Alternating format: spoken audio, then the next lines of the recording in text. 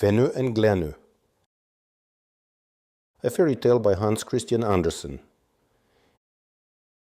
Near the coast of Zealand, off Holsteinborg Castle, there once lay 2 wooded islands, Veneux and Gleneux, on which were villages, churches, and farms.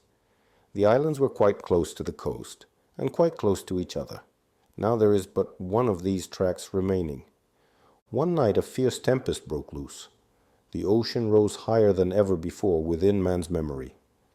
The storm increased. It was like doomsday weather, and it sounded as if the earth were splitting. The church bells began to swing and rang without the help of man. That night Veneux vanished into the ocean depths. It was as if that island had never existed. But afterward, on many a summer night, when the still clear water was at low tide, and the fisherman was out on his boat to catch eel by the light of a torch, he could, on looking sharply, see Veneux, with its white church tower and high church wall deep down below. He would recall the saying, "Veneux is waiting to take Gleneux," as he saw the island, and he could hear the church bells ringing down there. But in that he was mistaken, for the sound came from the many wild swans, which frequently rested on the water there, and whose clucking and complaining sounded like faraway church bells. There was a time when there were still many old people on Gleneux, who well remembered that stormy night, and that they, when little, had ridden between the 2 islands at ebb tide. As we nowadays ride from the coast of Zealand over to Gleneux, the water reaching up only to the middle of the wheels. "Veneux is waiting to take Gleneux," it was said, and this saying was accepted as a certainty.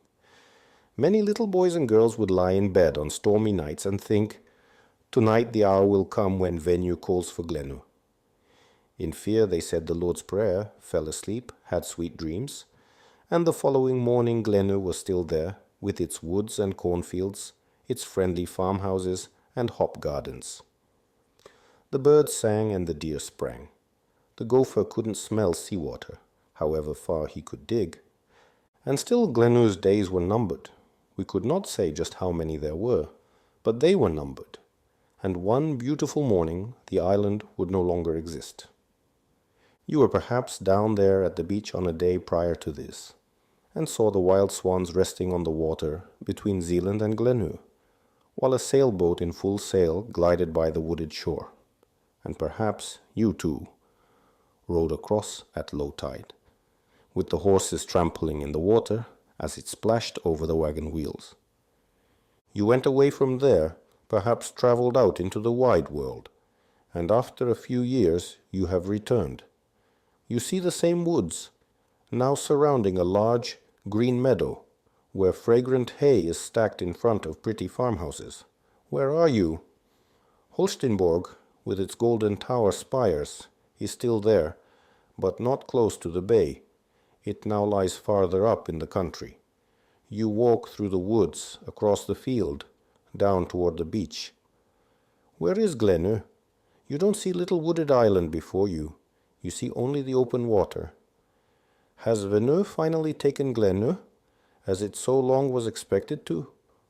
On what stormy night did this happen? And when did an earthquake move old Holsteinborg so far inland? There was no stormy night. It all happened on clear, sunny days. Human skill built a dam to hold back the ocean. Human skill dried up the water and bound Gleneux to the mainland. The bay has become a meadow with luxuriant grass. Gleneux has become part of Zealand, and the old castle stands where it always stood. It was not Veneux that took Gleneux. It was Zealand that, through mechanical skill, gained many new acres of land.